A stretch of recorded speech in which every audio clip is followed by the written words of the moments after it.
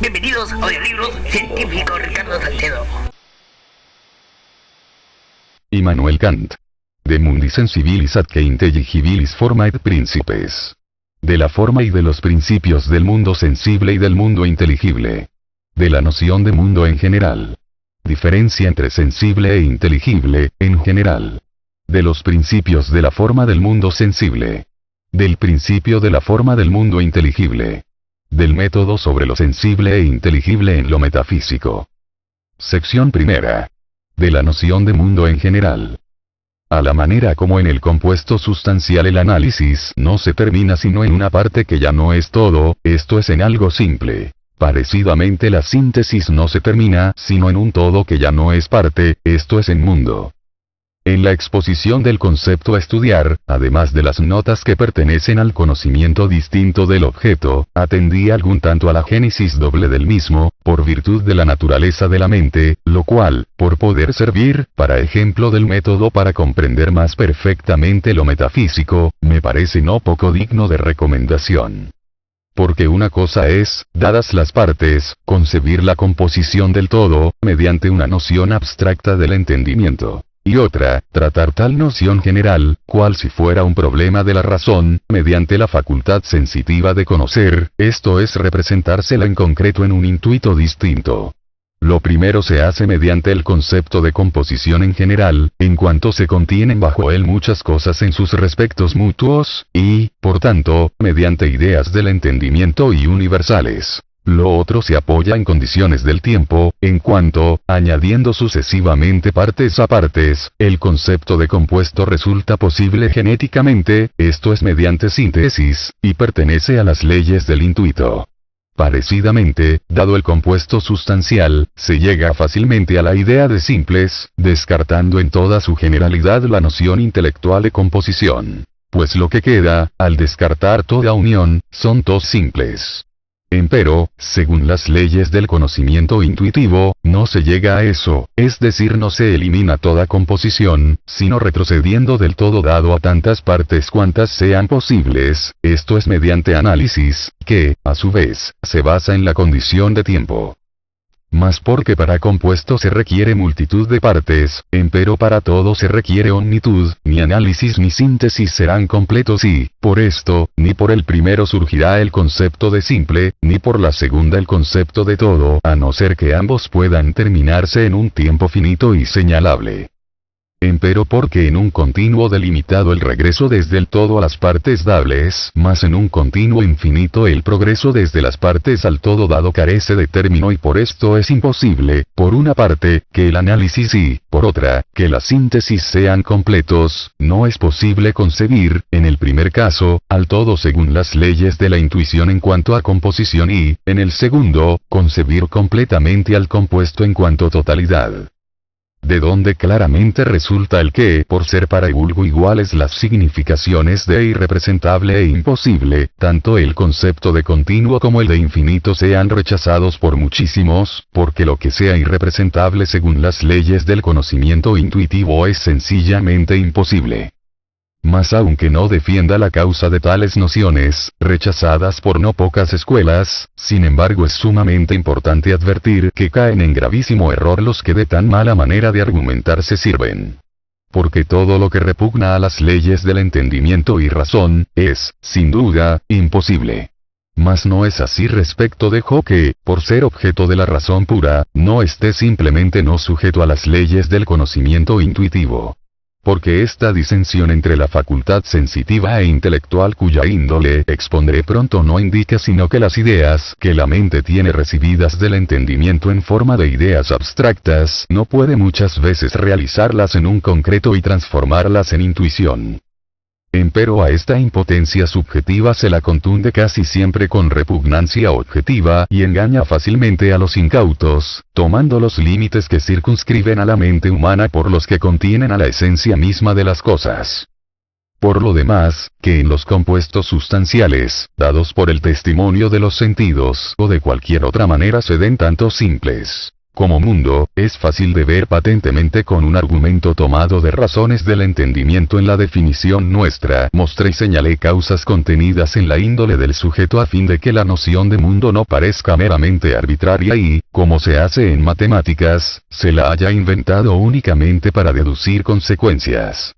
Porque la mente, puesta tanto a empero si concibieran el infinito matemático o cuantitativo que, referido a la unidad cual medida, es multitud mayor que todo número. Si sobre todo, notarán que mensurabilidad denota aquí tan solo mera relación respecto al módulo del entendimiento humano, por la cual solamente añadiendo de manera sucesiva unidad a unidad, puede llegar al concepto definido de multitud. Y, realizando tal progreso en tiempo finito, llegan a ese completo que se llama número, hubieran suficientemente visto que lo que no consuena con cierta ley de un determinado sujeto no por ello excede a toda intelección, ya que pudiera darse un entendimiento que viera distintamente con un golpe de vista y sin aplicación sucesiva de la medida una multitud aunque tal entendimiento no sea, ciertamente el humano.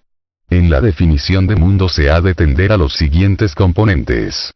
Y, materia en sentido trascendental, estos atender a las partes, que aquí se supone son sustancias. Podríamos prescindir enteramente de la conveniencia de nuestra definición con el significado común de la palabra, ya que no se trata sino del planteamiento de un problema surgido según las leyes de la razón, a saber si muchas sustancias pueden componerse en uno, y con qué condiciones básicas para que tal uno no sea ya parte de otro. Y nos acude aquí sin más la palabra mundo, con la fuerza corriente del uso vulgar. Porque nadie atribuirá al mundo, cual partes suyas, los accidentes. Por lo cual estatúi que fueran como determinaciones. De aquí que el mundo, así llamado, egoístico, que se resume en una sustancia simple con sus accidentes, llámase de manera poco apropiada mundo, a no ser imaginario. Por la misma causa no se puede atribuir a un todo mundano, cual parte suya, la serie de lo sucesivo a saber la de los estados, ya que las modificaciones no son partes del sujeto, sino razonados. Finalmente, no traje aquí a colación, respecto de la naturaleza de las sustancias que constituyen el mundo, lo de si son contingentes o necesarias. Ni escondo arbitrariamente tal determinación en la definición para, más tarde, sacarla a luz mediante alguna razón especiosa y argucia, sino que más adelante se declarará que la contingencia puede concluirse sobradamente de las condiciones aquí puestas. Forma, que consiste en la coordinación de las sustancias, no en su subordinación. Coordenadas, se relacionan mutuamente como complemento y todo. Subordinadas, cual causado y causa, o generalmente, como principio y principiado.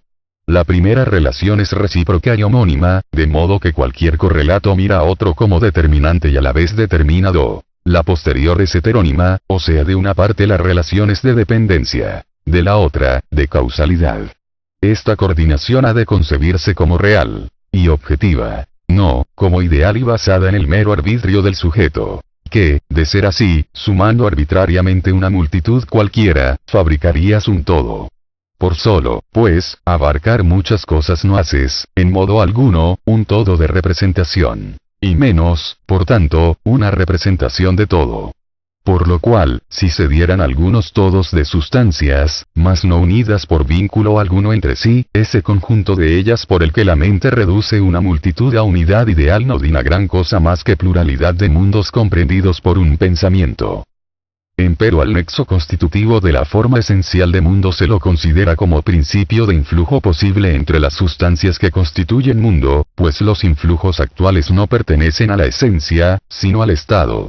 Y las fuerzas mismas transitivas, las causas de influjo, suponen algún principio por el que resulte posible el estado en que muchos, por lo demás independientes sustancialmente, se refieran mutuamente como razonados. Si de tal principio te apartas, no se podrá suponer, como posible, una fuerza transitiva en el mundo. Y por ser esta forma, esencial a mundo, es inmutable, y no expuesta a ninguna vicisitud. Y esto, primeramente, por razón lógica, porque cualquier clase de mutación presupone la identidad del sujeto, mientras se suceden entre sí las determinaciones. De aquí que mundo, permaneciendo el mismo a través de todos sus sucesivos estados, defienda esa forma fundamental, porque para la identidad de un todo no basta la identidad de las partes, sino se requiere identidad de la composición característica. Todavía muchísimo más se sigue esto por una razón real, porque la naturaleza de mundo, que es principio primero interno de cualesquiera determinaciones variables pertenecientes a su estado, por no poder ser igual opuesta a sí misma, resulta ser naturalmente esto es de por sí misma inmutable. Y por tanto se da en cualquier mundo una cierta forma apropiada a su naturaleza constante, invariable, cual principio perenne de cualquier forma contingente y transitoria que pertenezca al estado de mundo. Quienes tienen por superflua esta disquisición, se pierden los conceptos de espacio y tiempo, en cuanto a condiciones dadas ya y primitivas de suyo, con cuyo auxilio, sin ningún otro principio, no solamente es posible, sino aún necesario, el que muchas cosas actuales se comporten cual compartes y constituyan un todo. Más pronto enseñaré que tales nociones no son racionales ni ideas objetivas de algún nexo, sino fenómenos, testimonio seguramente de haber un principio común de nexo universal, aunque no lo expongan. Y universitas, que es omnitud absoluta de las compartes. Porque, en relación a un compuesto dado, aunque sea todavía parte de otra cosa, sin embargo, hay siempre una cierta omnitud comparativa, a saber la de las partes pertenecientes a tal todo. Mas aquí todo lo que se da mutuamente como compartes respecto de cualquier todo, se lo concibe cual conjuntamente puesto. Aunque esta totalidad absoluta parezca presentar el aspecto de concepto cotidiano, y casi obvio. Sobre todo cuando se lo enuncia negativamente, como se hace con la definición, sin embargo, ponderada más justamente, parece clavar en cruz al filósofo. Porque, sucediéndose eternamente los estados del mismo, difícilmente puede concebirse como una serie, y jamás cerrable, y que comprenda absolutamente todas las vicisitudes, pueda dar por resultado un todo, ya que por su infinidad es necesario que carezca de término. Y, por tanto, no se dé una serie de sucesos que no sea ya parte de otra, de modo que por esta misma causa parece quedar enteramente desterrada una completada omnímoda, o sea una totalidad absoluta. Porque, aunque la noción de parte pueda tomarse universalmente, y todas las cosas bajo tal noción contenidas, consideradas cual puestas en la misma serie, constituyan algo uno, sin embargo parece requerirse el que a todas ellas haya que tomarlas a la una mediante el concepto de todo, lo que en tal caso es imposible. Porque no siguiendo algo a toda la serie, al poner la serie de lo sucesivo, no hay ya algo a lo que nada siga sino lo último. Así que habrá en la eternidad un último, lo que es absurdo. La dificultad apremiante en el caso de la totalidad de un infinito sucesivo, tal vez se creería no hallarse en el infinito simultáneo, precisamente porque simultaneidad parece declarar expresamente conjunción de todos en el mismo tiempo. Mas si se admite el infinito simultáneo, hay que conceder también la totalidad del infinito sucesivo. Y, negada esta, destruyese la otra. Porque el infinito simultáneo ofrece a la eternidad materia inagotable para proceder sucesivamente al infinito a través de innumerables partes suyas, serie que, perfecta en acto de todas maneras, se hallaría en el infinito simultáneo, y por esto, una serie que, por adición sucesiva no pueda agotarse, resultaría, no obstante, dable como toda. Quien de esta espinosa cuestión quiera escabullirse note que, por fundarse tanto la coordinación sucesiva como la simultánea de muchos sobreconceptos de tiempo, no pertenecen al concepto intelectual de todo, sino solamente a las condiciones de la intuición sensible. Y, por esto, aunque no sean sensitivamente conceptibles, sin embargo no cesan de ser intelectuales.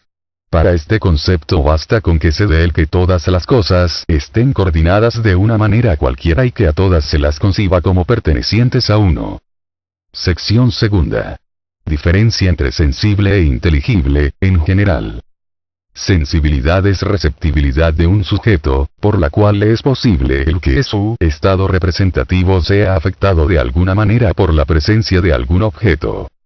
Inteligencia racionalidad es facultad de un sujeto por la cual puede representar lo que, por su calidad, no puede entrar en sus sentidos. El objeto de la sensibilidad es lo sensible, mas el objeto que contenga solamente lo que se haya de conocer por la inteligencia, es lo inteligible. A lo primero se llamaba antes en las escuelas fenómeno. A lo segundo, número. El conocimiento, en cuanto sujeto a las leyes de la sensibilidad, es sensitivo. El sujeto a las leyes de la inteligencia, es intelectual, o sea, racional.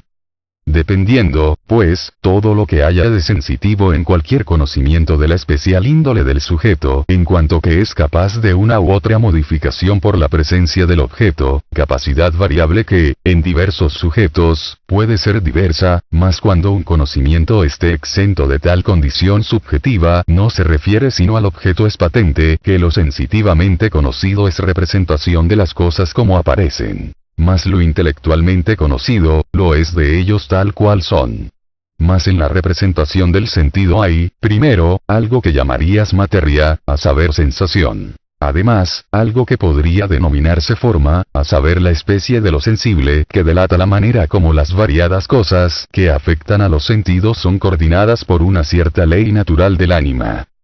Pues bien, a la manera como la sensación, que constituye la materia de la representación sensitiva, es argumento, por cierto, de la presencia de algo sensible, aunque, en cuanto a la calidad dependa de la naturaleza del sujeto, en cuanto modificable por tal objeto, así también la forma de esa representación da testimonio de la forma de un cierto respecto o relación de los sentientes. Mas propiamente no es silueta o esquema alguno del objeto, sino una cierta ley íncita en la mente por la que coordina para sí misma lo sentido, con ocasión de la presencia del objeto. Porque los objetos no hieren los sentidos por su forma o especie. Así que, para que las variedades en los objetos que afectan al sentido se unifiquen en un cierto todo, hace falta un principio interno de la mente por el que tales variedades adquieran especie, según leyes estables e innatas. Así que al conocimiento sensitivo pertenecen tanto la materia, que es la sensación y por la cual los conocimientos se llaman sensibles, como la forma por la cual aun cuando se halle sin ninguna sensación las representaciones se denominan sensitivas. Respecto de la otra parte, lo intelectual, hay que notar ante todo y bien que el uso del intelecto o facultad del alma superior es doble. Por el primero, se le dan los conceptos mismos de las cosas o de las relaciones. Tal es el uso real. Por el posterior, empero, los conceptos dados, sea como fuere, se subordinan solamente entre sí, a saber los inferiores a los superiores por las notas comunes, y se correlacionan unos con otros según el principio de contradicción. Tal uso llámase lógico. Tal uso lógico del intelecto es común a todas las ciencias, mas no lo es el real.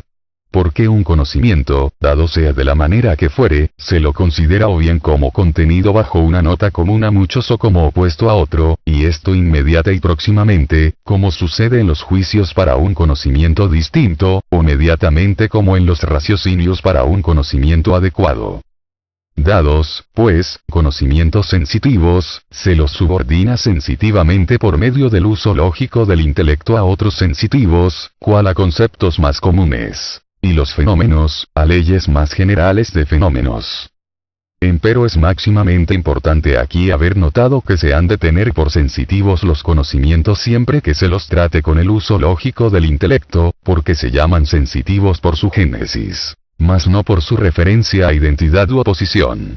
De aquí que no sean en nada menos sensibles las leyes empíricas generalísimas. Y que las formas sensitivas que se hallan en geometría, los principios relaciones determinadas dentro de un espacio, aun cuando el intelecto verse sobre ellos, argumentando a partir de lo sensiblemente dado mediante intuito puro según las leyes lógicas no se salgan, a pesar de todo, de la clase de lo sensible. Empero en lo sensible y fenómeno lo que antecede al uso lógico del intelecto se llama apariencias. Mas el conocimiento reflexivo que proviene de la comparación intelectual de muchas apariencias se denomina experiencia. Así que no hay camino desde apariencia a experiencia, sino mediante la reflexión según el uso lógico del intelecto. Los conceptos comunes de la experiencia se denominan empíricos, y los objetos, fenómenos. Mas las leyes, tanto de la experiencia como en general de todo conocimiento sensitivo, se llaman leyes de fenómenos. Así que los conceptos empíricos no se hacen, por solo llevarlos a mayor universalidad, intelectuales en sentido real, y no se salen de la especie de conocimiento sensitivo, sino que, por mucho que asciendan en abstracción, permanecen indefinidamente sensitivos. En cuanto a lo atinente a lo estrictamente intelectual, donde el uso del intelecto es real, tales conceptos, tanto los de objetos como los de relaciones, son dados por la naturaleza misma del intelecto, no se los abstrae por uso alguno de los sentidos, ni contienen forma alguna de conocimiento sensitivo, propiamente tal. Mas es necesario aquí notar la máxima ambigüedad de la palabra abstracto. A fin de que no manche nuestra disquisición sobre lo intelectual, creo débesela limpiar antes cuidadosamente. A saber, habría de decirse propiamente abstraer de algo, no abstraer algo. Lo primero indica que en cierto concepto no atentamos contra otras cosas que de una manera u otra tengan nexo con él. Lo segundo indica que no existe sino en un